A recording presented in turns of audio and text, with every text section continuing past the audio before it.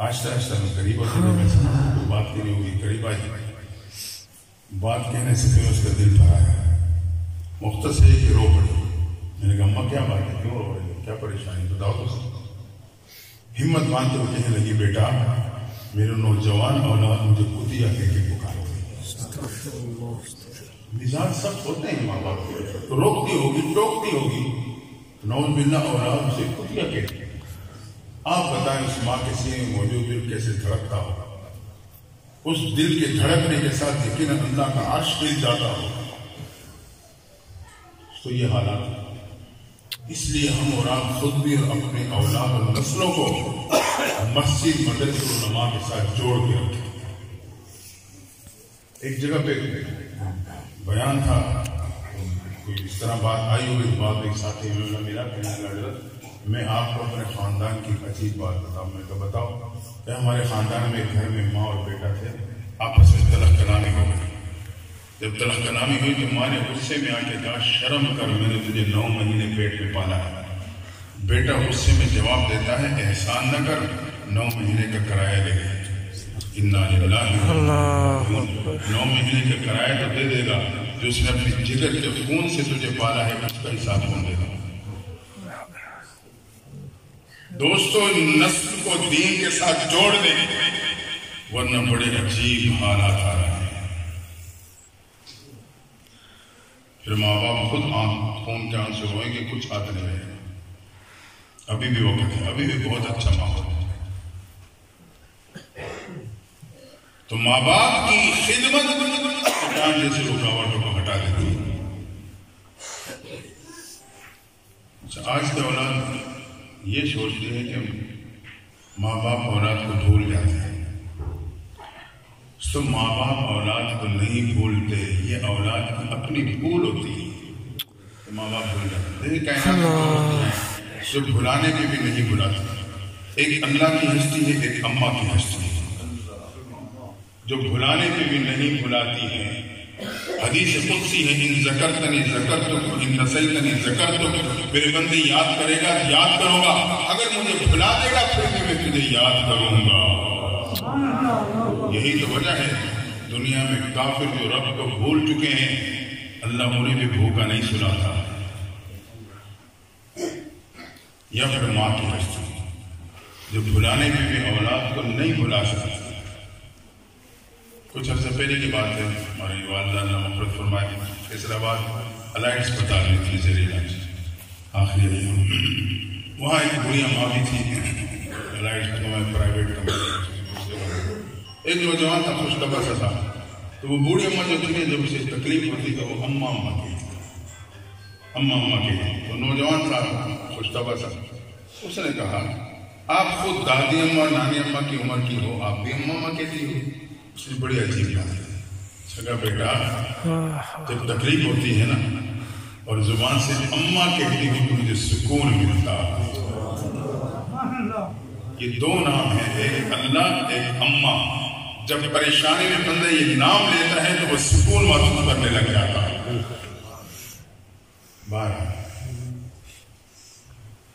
اولاد سوچتی ہے کہ ماں باپ بھول جاتے ہیں, یہ ممکن ہی نہیں. ایک ماں باپ کے ہاں ایک اکلوتا بیٹا پیدا ہوا, سمجھداری کو پہنچا, تعلیم کا سلسلہ پڑھ لکھ لیا, باہنر بنا, تو بس بوڑھے ماں باپ کی تمناؤں کو قدموں کے نیچے رونتے ہوئے من پسند کی شادی کر لی. اور کچھ ہی عرصے بعد کاغذات بنوائے, بیوی کو لیا اور پاکستان سے سعودیہ نکلی. پیچھے بوڑھے ماں باپ میں اور کوئی ہے ہی نہیں جو ان کا خیال کر سکے, خدمت کر سکے. 1 سال 2 سال نہیں 25 سال کا عرصہ گزرا, ایک دفعہ بھی واپس آ کے ماں باپ کی خیر خبر نہیں. طواف کر رہا ہے خانہ کعبہ. اچانک ایک اللہ والے پہ نظر پڑ گئی, وہ عالم ہیں اللہ والے ہیں. دل میں بات ہے جب طواف مکمل ہو جائے تو آج میں ان سے اپنے دل کی بات کروں گا. طواف مکمل ہوا, یہ بھی پیچھے تھا کیا.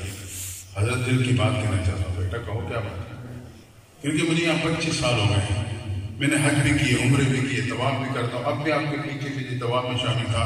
لیکن میرے ساتھ ایک عجیب سا معاملہ ہے, جب بھی میں حجر اسود سے استلام کر کے آگے بڑھتا ہوں میرے کانوں سے آواز ٹکراتی ہے تیری حاضری قبول نہیں ہے. جیسے جب یہ آواز ٹکراتی ہے تو میں تڑپ جاتا ہوں، قدم رک جاتے ہیں، پھر سوچتا ہوں اس در کو چھوڑ تو کس در پہ جاؤں، میرا تو کوئی اور در ہی نہیں، بس جیسے کیسے میں اس طواف مکمل کر کے چلا جاتا ہوں۔ اس اللہ والے نے کچھ لمحے خاموش رہنے کے بعد یہ حدیث مبارکہ ان کے سامنے ہے، اس کی روشنی میں جواب دیا۔ حدیث میں آتا فرمائے محبوب پیغمبر خانہ کعبہ کا طواف فرما رہے تھے، اچانک خانہ کعبہ کو مخاطب ہوئے، فرمائے کعبہ تو بڑی حرمتوں والا ہے، بڑی عزتوں والا ہے، لیکن ایک ایمان والے کی حرمت اور عزت تیرے سے بھی بڑھ کر ہے۔ فرمائے بیٹا لگتا ہے کسی کا دل توڑ کے آیا ہے، یہ سننا تھا نوجوان کی قدموں سے زمین ہل گئی، کسی کا کیا بوڑھے ماں باپ کا دل توڑ کے بیٹھا۔ اور آج ہمارے رب کی کیا حالت ہے، جب وہاں جاتے ہیں خانہ کعبہ غلاف پکڑ کے رو رو کے اللہ سے مانگتے ہیں، جب واپس آتے ہیں تو مسلمان کے گریبان پکڑا ہوا ہوتا ہے۔ بھائی خاموش ہو جانا یار، کیا میرے سے بیان نہیں ہوئی تو مجھے آواز بچے نہیں ہیں، بڑے بھی اللہ کے بندوں کیا کر رہے، لیکن اللہ بغیر طلب کے نہیں دیتا، یہ بات یاد رکھنا بالکل پکی بات، کیونکہ اللہ محتاج نہیں ہے، ہمارا آپ کا نہ رب ہمارا محتاج ہے نہ دین ہمارا محتاج ہے۔ اگر میرے میں طلب نہیں ہے تو مجھے خالی واپس لوٹائے، ہاں طلب ہوگی تو اللہ طلب کی بنیاد پہ دیتا ہے۔ اسماعیل علیہ السلام جب دروازے بند ہوئے، گناہ سامنے آیا، اللہ قادر تھا کہ آپ کا قدم اٹھنے سے پہلے بند دروازے کھول دیتا، لیکن نہیں کھولے۔ اللہ چاہتا تھا کہ پہلے میں طلب کا اظہار دے۔ جب حضرت اسماعیل نے ایک قدم بند دروازوں کی طرف اٹھایا، اللہ نے سارے دروازوں کو کھول کے رکھ دیا۔ تو اللہ کو اپنے بندے کی طرف سے طلب مطلوب ہے، بغیر طلب کے بیٹھوں گا جیسے آیا ہوں ویسے چلا جاؤں گا۔ کچھ لمحات ہوتے ہیں ان سے قیمتی بنا بارہ توجہ کریں۔ عرض میں کر رہا تھا،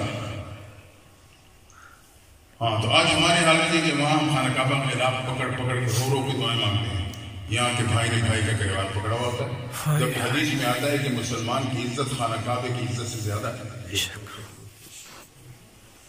نوجوان کو اپنی کہانی یاد آ گئی، بوڑھے ماں باپ کی دل توڑ کے بیٹھے، اس نے وہی ذہن بنا لیا، کاغذات بنواؤں گا، ویزا لوں گا، جا کے خیر خبر لوں گا، مختصر یہ کچھ نہیں، سارا پروسیس مکمل کیا، آیا پاکستان ایئرپورٹ سے اپنے شہر سے اپنی بستی، جب بستی کے سٹاف پہ پہنچے تو 25 سال میں بستی کے نقشے تبدیل ہو چکے تھے، اسے اندازہ نہیں تھا کہ میں ماں باپ کو کسی چار دیواری میں چھوڑ کے گیا۔ انتظار کرنے لگا اسٹاف پہ، ایک بستی سے ایک نوجوان آ رہا تھا، جب آیا تو آگے گیا، کہا نوجوان تو اس بستی کا رہنے والا، ہاں اس بستی کا رہنے والا، کیا تو بتا سکتا ہے؟ ایک بوڑھے ماں باپ تھے، ان کا ایک اکلوتا بیٹا تھا، وہ نے من پسند کی شادی کر کے چھوڑ کے چلا گیا تھا، آپ بتا سکتے وہ کون سی چار دیواری میں رہتے ہیں؟ اس نے کہا میں جانتا ہوں، ان کا ایک بدبخت بیٹا تھا، من پسند کی شادی کی اور چھوڑ کے چلا گیا، 25 سال گزر گئے، لوٹ کے ایک دفعہ بھی آ کے اس نے خیر خبر نہیں لی، 4 دن قبل اس کا بوڑھا باپ دنیا سے جا چکا ہے، ماں بالکل لاغر حالت میں چارپے پہ پڑی ہے، کوئی خدمت کرنے والا، کھلانے پلانے والا نہیں، بالکل لاغر حالت میں ہے۔ ہاں کبھی کسی پڑوس میں کسی خاتون کو خیال آ جائے، وہ کچھ نہ کچھ کھانے پینے کے لیے بڑی اماں کے لیے بھیج دیتی ہے۔ میری ماں بھی مجھے کبھی کبھی کچھ چیز دیتی ہے، کہتی جاؤ اسی بڑی اماں کو اپنے ہاتھوں سے کھلا کے آنا۔ جب میں اس کے پاس جاتا ہوں، کھلانے کے لیے قریب ہوتا ہوں، میری آنکھیں دیکھتی ہیں کہ اس بڑی اماں کے ہونٹ ہل رہے ہوتے ہیں، جب کان لگا کے سنتا ہوں تو وہ آج بھی اپنے بیٹے کا نام لے کے اسے یاد کر رہی ہوتی ہے۔ ماں باپ نہیں بلاتے، اولاد کی بھول ہے کہ وہ بھول جاتے ہیں۔ فرمایا وہ آج اس بیٹے کا نام لے کے یاد کر رہے ہوتے ہیں، یہ تڑپ گیا، کہا وہ بدبخت میں آگے بڑھا، دروازے پر پہنچا تو قدم رک گئے، ماں تو قریب نہیں آنے دے، تو دیکھے گی بھی، خیر ہمت کر کے آگے گیا، ماں کی کرے گی، ماں تیرا فلاں بیٹا آ گیا، وہ جسم جو بالکل کمزور اور لاغر ہو چکا تھا، بیٹے کی آواز سننی تھی کہ زندگی کی لہر دوڑی، جھٹکے سے وہ کمزور جسم اٹھ کے بیٹھ گیا،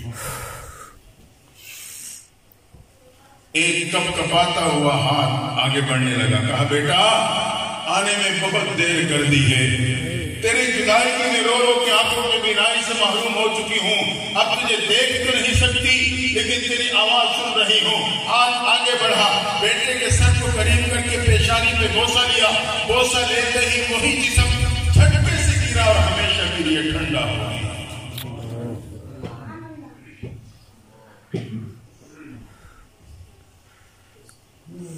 ماں باپ کی خدمت چٹان جیسی رکاوٹوں کو ہٹا دیتی ہے۔ لیکن یہاں ایک بات میں ضرور کہوں گا، ایک جوڑ لگاؤں گا۔ اصل میں کچھ حالات ایسے ہیں کہ وہ مجھے مجبور کرتے ہیں کہ میرے ساتھ یہ بات جو ماں باپ کا مقام تو اپنی جگہ پہ مسلم، اس میں کمی نہیں کر سکتے، اف تک نہیں کہہ سکتے۔ اف تک کہنے کا کیا مطلب؟ اگر ماں باپ کی کوئی بات مجھے اچھی نہیں لگی تو میں ان کے سامنے اپنی پیشانی پہ وٹ بھی نہ ڈالوں تاکہ انہیں نوٹ نہ ہو کہ میرے بیٹے کو میری بات اچھی نہیں لگی۔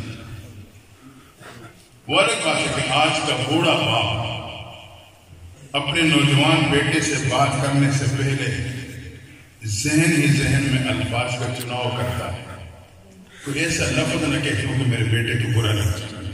آج یہ حالات ہے۔ بوڑھا باپ جب نوجوان بیٹے سے بات کرتا ہے تو اپنے ذہن میں پہلے الفاظ کا چناؤ کرتا ہے، کوئی ایسا لفظ زبان سے نہ کہتے ہو کہ میرے بیٹے کو برا لگ جائے۔ یہ حالات ہے۔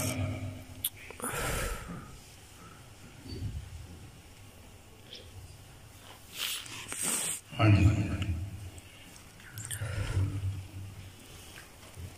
ماں باپ کی خدمت چٹان جیسے رکاوٹیں ہٹا دیتی۔ ہاں، جوڑ میں نے لگانا تھا ساتھ، ایک ضروری عام بات ہے۔ ماں باپ کا مقام اپنی جگہ پہ مسلم ہے، اس میں تو ہم کسی صورت میں کوئی کمی نہیں کر سکتے، لیکن ایک بات یاد رکھنا، خاص طور پہ آج کے نوجوانوں کو کہوں کہ اس کے مقابلے میں بیوی بچوں کے حق بھی مسلم ہے، اس میں بھی کمی نہیں کر سکتے۔ یہ بات میں کیوں کہہ رہا ہوں؟ ایسے فون آتے ہیں کہ سننے کی ہمت نہیں رہتی، سوچے میں مجبور ہو جاتے ہیں گھروں میں بیویاں کتنی دفعہ مرتی اور کتنی دفعہ زندہ ہوتی۔ عجیب حالات۔ ہمارے خانوال شہر کی واقعہ ہے، نوجوان طبی طور پہ شریف تب نماز لیکن علم تھا نہیں، نہ علماء کے ساتھ بیٹھتا تھا۔ دیکھیں، علم نہیں ہے لیکن علماء کے ساتھ بیٹھو گے، قریب رہو گے، تب بھی معاملات صحیح چلتے جائیں گے۔ غم خوشی کے موقع پہ ذاتی زندگی، معاشرتی زندگی آپ پوچھتے رہو گے اور علماء آپ کرتے رہیں گے۔ ہم نے تو دنیا میں مجھے سمجھے کہ علماء کی ہم ضرورت نہیں محسوس کرتے، جبکہ یاد رکھنا علماء کی ضرورت جنت میں جانے کے بعد بھی پڑے گی۔ جنت میں جانے کے بعد بھی عالمین اور آپ کی ضرورت ہے۔ جب اللہ تمام نعمتیں دینے کے بعد پوچھے گا میرے بندوں بتاؤ اور کیا چاہیے، سارے حیران ہوں گے اور کیا مانگے رب سے، سب کچھ تو مل گیا۔ ایک کہے گا کہ علماء سے پوچھتا، علماء سے پوچھا جائے گا کہ رب نے سب کچھ دیا، اب رب پوچھتا ہے اور کیا چاہیے، ہم اللہ سے کیا مانگے؟ فرمایا جاؤ رب سے کہو ہمیں اپنا دیدار عطا کرو۔ سب سے بڑی نعمت جنت میں رب کا دیدار۔ علماء بتائیے، ہم نے دنیا میں انہیں یوں سمجھے کہ ہماری ضرورت ہی نہیں، بہرحال علماء سے تعلق رکھیں۔ تو وہ نوجوان شریف طبع تھا، نمازی تھا، نیک تھا، جس کو ہم کہتے ہیں نیک۔ شادی ہو گئی، گھر میں ماں بیٹی کی بجائے ساس بہو کا تصور قائم ہو گیا، جیسے عام معاشرہ ہے ہمارا۔ کچھ عرصے بعد ماں کہنے لگی اس کو طلاق تھا، اسے پتہ چلا، کچھ عرصہ تو خاموش ہو جاتا، اس سے چلتا ماں نے کہا کہ تم اسے طلاق نہ دی، میں اپنا دودھ تجھے معاف نہیں کروں گی۔ وہ سمجھا کہ واقعی بس اب تو معاملہ یہ بگڑ گیا، ماں کی بات تو ماننی ہر صورت میں ضروری ہے، ورنہ دنیا بھی تباہ آخرت بھی تباہ۔ اب چونکہ نہ سمجھ تھا، جاہل تھا، نہ علماء کے پاس بیٹھتا تھا، نہ پوچھتا تھا، ویسے نمازی پرہیزی تھا تو کیا ہوا؟ مختصر یہ کہ اس نے مہینے کے اندر بغیر شریف ادھر کی بیوی کو طلاق دے کے اتنے بڑے ظلم کا شکار ہوا۔ حدیث میں آتا ہے لا طاعۃ المخلوق فی معصیۃ الخالق، اللہ کی نافرمانی میں کسی مخلوق کی اطاعت آپ پہ لازم ہے۔ اب اس کا یہ مطلب نہیں ہے کہ ماں باپ کو نظر انداز کر دو، میری بات کو سمجھنے کی کوشش۔ ماں باپ کا مقام اپنی جگہ پہ رکھنا ہے ہمیں، وہی عزت، وہی احترام۔ اگر کوئی ایسا مطالبہ ماں باپ کرے جو شرعاً بالکل خلاف، خاموش ہو جائیں، ٹال دے بات، نرمی کے ساتھ آگے پیچھے ہو جائیں۔ اللہ نہ کرے کسی ماں باپ کافر ہو گئے کہ تو شرک کر، اب یہ لازم تھوڑی کہ ماں باپ نے کہا کوشش کرو. اللہ کی نافرمانی میں کسی مخلوق کی اطاعت لازم نہیں ہے. بغیر شرعی عذر کے ماں کے لیے طلاق دینے قطعاً نہیں دینی چاہیے. اگر دے گا تو یہ خاوند مجرم ہوگا, قیامت کے دن سے جواب دینا پڑے گا. جیسے ماں کو بیوی پہ قربان نہیں کر سکتے, اسی طرح بیوی کو بھی ماں پہ قربان کرنے کی اجازت نہیں ہے. یہ بات یاد رکھنا. اس لیے ہم اپنی زندگی میں رہنما علماء کو رہنما بنائیں. مسائل پوچھ کے چلیں گے تو مسئلہ ہمارے بیوی بچوں کا معاملہ یہ تو کسی شادی کا موقع بنے گا کہ اس میں تفصیل بات کروں گا. تو میں ماں باپ کے بارے سے بات کر رہا ہوں. یہ جوڑ میں نے لگانا تھا, یہ میری مجبوری ہے. وہ حالات ایسے میرے سامنے ہیں کہ مجھے کہنے پڑتے ہیں. ایسے نہ ہو کہ ایک نوجوان میری باتیں سن کے بس وہ کہے بس اب تو نہ بیوی کا کوئی حق رہا تھا, نہ بچوں کا حق رہا, نہ کسی کو رہا. ماں نے جو کہہ دیا اسے اسی طرح پورا کرنا ہے. کہیں غصے میں آتے یا جیسے ناچاکی ہوتی گھڑی نمبر بات کر بیٹھے. تو ماں باپ کی خدمت باہر رکاوٹ کو ہٹا دیتی, پیچھے آئے سوال. تیسرے نے دعا مانگی, بات یاد رکھنا. تیسرے دعا مانگی, اللہ میری ایک چچے زاد بہن تھی. کیا کہتے ہیں چچے زاد, مامو زاد؟ یہ بھی انگریز ظالم کی ایک سازش ہے. اس نے ہماری زبان میں یہ لفظ چڑھا دیا. کزن کون تھی؟ کزن کوئی پتہ نہیں کون. کزن کی آڑ میں معاشرے میں کتنی برائیوں نے جنم لے لی. کزن ہے, ہر ایک کزن. ہاں جب رشتوں کا ذکر ہوتا تھا چچا زاد مامو زاد تو آنکھوں میں حیا رہتی تھی. مامو چچا کا رشتہ بڑا محترم رشتہ ہے. تیسرے دعا شروع کی, اللہ میری چچا زاد بہن تھی, بہت ہی حسین و خوبصورت لڑکی, لیکن انتہائی پاکیزہ پاک دامن. میں اسے میری نگاہوں سے دیکھا کرتا تھا. ایک دن اسے رقم کی ضرورت پڑی, کہیں بھی انتظام نہ ہو سکا. معاملے مجبوری سے میرے سامنے بات رکھی. میں نے دینے کا وعدہ کیا لیکن گناہ کے ساتھ مشغول کر دیا. معلوم نہیں کہ ساتھوں مجبور تھی, خاموش ہو گئی. میں جب گناہ کی ارادے سے اس کی طرف بڑھنے لگا تو اس پہ کپ کپی تاری ہو گئی, رنگ زرد ہو گئی. ٹک ٹکی بان کو مجھے دیکھ کر کہنے لگی, انی اخاف اللہ اتقوا اللہ. نوجوان میں رب سے ڈرتی ہوں, تو بھی اپنے رب سے ڈر جا. اس پہ جملہ میرے دل پہ پیوست ہوا, اللہ تیرا خوف طاری ہو گیا. میں نے اپنے بڑھتے ہوئے قدموں کو پلٹا, اپنے دامن کو بھی بچایا, اس کے دامن کو بچا لیا. یا اللہ اگر گناہ اور معصیت کے لمحات میں تیری یاد کی وجہ سے میں بچا ہوں, اس مصیبت میں ہمیں بچا لے. روایت میں آتا ہے دعا کا مکمل ہونا تھا, پوری چٹان ہٹ جاتی ہے. فَاذْكُرُونِي أَذْكُرُكُمْ. معصیت میں یاد کرے گا تو مصیبت میں یاد کروں گا. معلوم ہوا کہ دوائی کھانے کی نسبت پرہیز زیادہ اثر رکھتا ہے. پہلے دو چیزیں تو دوائی تھی نا, امانت و صداقت, ماں باپ کی خدمت. لیکن یہ تیسری چیز یہ پرہیز تھا, گناہوں سے حفاظت. پرہیز زیادہ اثر رکھتا ہے. جیسے اس نے دعا مانگی اللہ نے پوری چٹان ہٹا. 3 اصول پلے باندھ دینا. معاملات میں امانت و صداقت رکھنا, ماں باپ کی خدمت کریں اور گناہوں سے اپنے آپ کو بچانے کی کوشش کریں. میرے نبی کی تعلیمات ہیں اور یہ سنہری اصول ہے زندگی. آخری مفہوم اور آخری بات, فَاذْكُرُونِي أَذْكُرْكُمْ. میرے بندے اگر ندامت کے ساتھ یاد کرے گا, مغفرت کے ساتھ یاد کروں گا. اگر تم ندامت کے ساتھ یاد کرے گا تو میں مغفرت کے ساتھ یاد کرتا ہوں, تیرے گناہوں کو معاف کر دوں گا.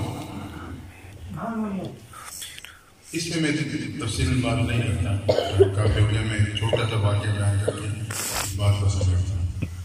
حضرت حسن بصری رحمۃ اللہ تعالیٰ علیہ بہت بڑے درجے کے تابعی گزرے. صحابی کے بعد تابعی کا درجہ ہے. صحابی ہو جس نے ایمان کی حالت میں نبی کو دیکھا ہو, تابعی ہو جس نے ایمان کی حالت میں صحابی کو دیکھا ہو, تبع تابعی ہو جس نے ایمان کی حالت میں تابعی کو دیکھا ہو. یہ 3 زمانے میں آپ کی شریعت کی سند خیر القرون قرنی ثم الذین یلونہم ثم الذین یلونہم, آپ خطبے میں سنتے ہیں وہ یہ 3 زمانے ہیں. اب مسئلہ آسان ہو گیا. اگر کوئی عمل ان 3 زمانوں میں ہے تو وہ سنت اور شریعت, آنکھ بند کر کے عمل کرو.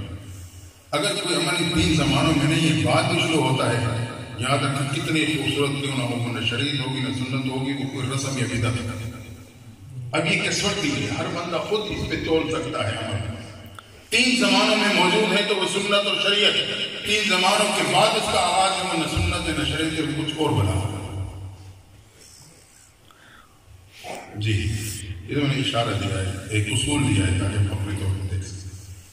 ہاں تو آخری مفہوم میرے بندے ندامت کے ساتھ یاد کرے گا تو مغفرت کے ساتھ یاد کرے گا۔ حضرت حسن بصری رحمۃ اللہ تعالیٰ تابعی، ان کے نام حسن حضرت عمر فاروق رضی اللہ تعالیٰ عنہ نے رکھا تھا۔ یہ میرے آپ کے ماں حضرت ام سلمہ کے خاتمہ کے بیٹے تھے۔ آپ کی ماں جب خدمت میں مصروف ہوتی تھی حضرت ام سلمہ آپ کو گود میں کھلایا کرتی تھی۔ آپ کئی امہات المؤمنین کی گودوں میں کھیلے، کئی صحابہ سینہ پایا، کئی بدری صحابہ کے آپ کو زیارت نصیب ہوئی۔ اللہ کی شان آپ کے پڑوس میں ایک خاتون رہتی تھی۔ جوانی میں خاتون کا انتقال ہو گیا، دودھ پیتا بچہ گود میں رہ گیا،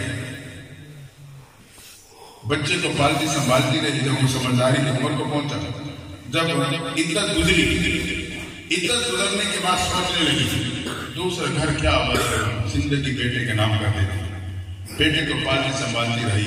بیٹے جب سمجھداری کی عمر کو پہنچے تو ماں کہنے لگی بیٹا پڑوس میں اللہ والے رہتے ہیں، میرے استاد میرے مرشد رہتے ہیں، ان کی صحبت میں جایا کرو، ان کی باتیں سنا کرو، ان کی مجلس میں بیٹھا کرو۔ لیکن نوجوان جوانی میں مستانی کا شکار ہو چکا تھا، دوستوں کے مجالس کو کروانے لگا، ہوٹلوں کو آباد کرنے لگا۔ اس نے آج کے نوجوان کی طرح اس وقت روڈ پرمٹ بنا رکھا تھا، ماں کی کان سے سنتا دوسرے کان سے نکال دیتا۔ مختصر یہ ایک دن بیماری کے شکار ہوا، بیماری معمولی تھی لیکن بڑھتی گئی، جیسے بڑی ویسے بگڑتی گئی، حتیٰ کہ جوانی میں بیمار ہو کے 4 پیٹے پڑ گیا۔ اتنے طویل عرصے بعد ماں بڑھاپے کو پہنچ چکی تھی، ماں اپنے بیمار بیٹے کی خدمت کی اس کے قدموں میں بیٹھ گئی۔ بعد میں بیماری اتنی لمبی ہو جاتی ہے کہ مریض کو یقین ہونے لگتا ہے میرے اس بیماری سے بچنا مشکل ہے۔ ایک دن نوجوان کے دل میں یہ بات اتر گئی میرے اس بیماری سے بچنا مشکل، تو بند آنکھوں کو کھولا، قدموں کی طرف بیٹھے بڑی اماں کے چہرے پہ ڈالا، چہرے پہ ڈال کے کہنے لگا اماں میری ایک آرزو تو پوری کر دینا۔ ماں تڑپ گئی، بیٹا کون سے آرزو لیے پڑا ہے بتا سکتی، تیرے لیے جی رہی ہوں، تیرے سہارے بیٹھی ہوں، تیری کون سی آرزو باقی ہے؟ کہا اماں اگر میرا انتقال ہو جائے اللہ والوں سے کہنا میری نماز جنازہ پڑھا دے۔ ماں نے اپنے آپ کو سنبھالا، ہمت کرتے ہوئے حضرت کی خدمت میں میرا بیٹے اس کے خیال سے گزر رہا ہے اور آرزو کا اظہار کر رہا ہے کہ جنازہ اللہ والے پڑھا دیں۔ اللہ کی شان حضرت حسن بصری نے اس نوجوان کے جنازہ پڑھانے سے صاف انکار کر دیا۔ اب مرشد سے اصرار نہ کر سکی، نہیں جی نہیں جی نہیں جی آپ نے پڑھانا ہے، نہ وجہ پوچھ سکی کہ کیوں نہیں پڑھانا۔ آج کل کی پیری مریدی تو نہیں تھی، آج کل کی پیری مریدی ایسی ہے، پیر کو کیوں کے جواب محاسبہ ہوتا ہے پیر صاحب۔ اور دوسرا معیار اس کا پیر مرید یہ کہ تعویذ چلا تو پیر بھی پکا مرید بھی پکا، تعویذ نہ چلا پیر بھی پھارے مرید بھی پھارے، تو کیا فائدہ ہے؟ ایک بات یاد رکھنا، پیر کہتے ہیں رہبر، دین کا راستہ بتلانے والا، اللہ کے نبی کا راستہ بتلانے والا۔ پیر فارسی کے لفظ رہبر کو کہتے ہیں، یہ صرف تعویذ گنڈوں کا نام نہیں ہے۔ اگر عملیات کی بات آئے پھر عیسائی ہندو ہمارے رب سے زیادہ مہارت رکھتے ہیں۔ بنیاد شریعت ہے، تعویذ معاوی یہ معاملات الگ ہیں۔ میں تعویذ کی مخالفت نہیں کر رہا، میں آپ کو سمجھانا چاہتا ہوں کہ یہ تصوف سلوک کی لائن ہے، اپنی باتیں کی صفائی، اپنی اصلاح، رب سے مضبوط تعلق، نبی کی اتباع محبت کا حاصل ہونا، یہ ایک الگ لائن ہے۔ اور تعویذ گنڈوں کا معاملہ یہ الگ راستہ ہے۔ تعویذ تو بغیر بیعت کیے بھی آپ کو مل رہا ہے۔ آج کل بعض لوگ اس لیے بیعت کرتے ہیں کہ پھر ہم نے بیعت کرتے کہتے ہیں مجھے وہ کاروبار کا تعویذ دے دو، رشتے کا تعویذ دے دو، فلاں دے دو فلاں دے دو۔ اس کا مطلب ہے کہ اس نے بیعت اس لیے کی تھی کہ مجھے تعویذات مل جائیں گے، یہی تو وجہ ہے کہ پھر فائدہ بھی نہیں ہے۔ ہمارے بڑے حضرات کا یہ معمول تھا، بیعت اس وقت کرتے تھے جب بیعت کرنے والا خالص بیعت کی نیت سے آتا۔ اگر نیت نہیں ہوتی کہ تعویذ لینا ہے چلو بیعت بھی کر لیتا ہوں، نہیں بیعت کرتے۔ سچی طلب جو ہے نا یہ مقصود ہوتی ہے، تو مرشد سے اصرار نہ کر سکتے۔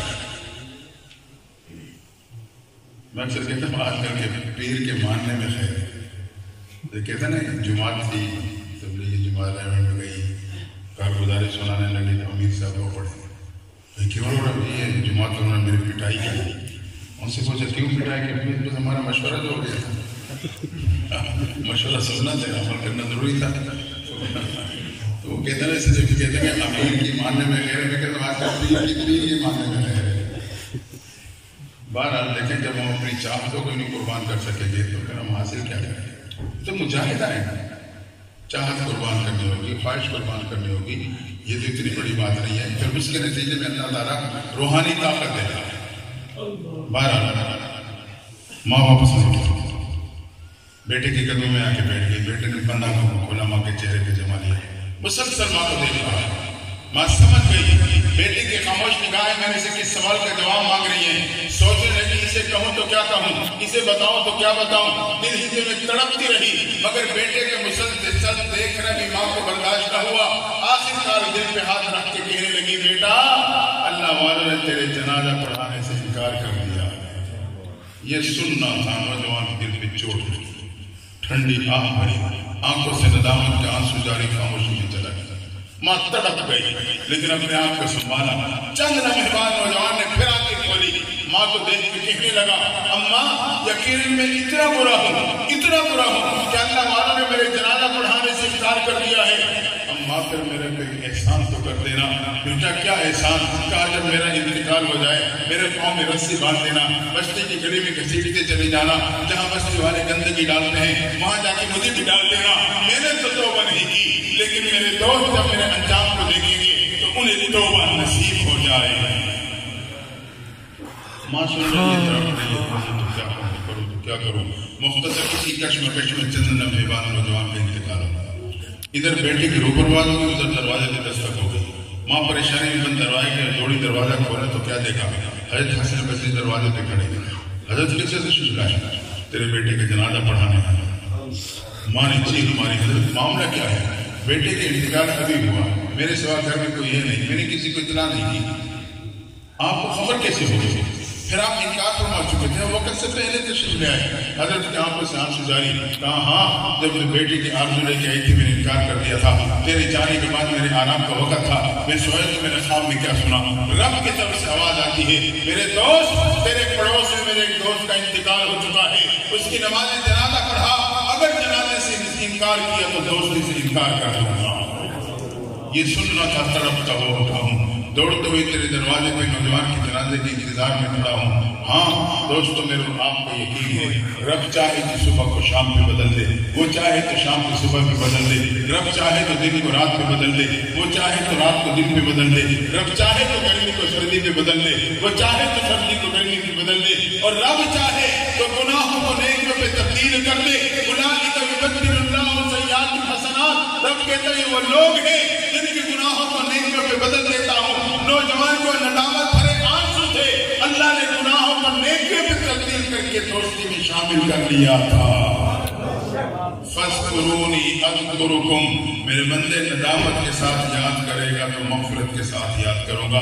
دعائیں اللہ تعالیٰ ہم سب کو سچی پکی توبہ نصیب فرمائے اور عمل زندگی گزارنے کی توفیق عطا فرما دے. وآخر دعوانا الحمدللہ رب العالمین. حضرت پیر صاحب سلسلہ نقشبندی میں توبہ کی بات فرمائیں گے. ساتھی ہے نا کپڑا سچ کے ساتھ رومال جوڑنے چادر, یہ توبہ کی بیت ہوتی ہے. میں تھوڑی سی وضاحت بھی کرتے جاؤں. احادیث میں پیغمبر صلی اللہ علیہ وسلم سے کئی قسم کے بیتیں ثابت ہیں. بیت الایمان, بیت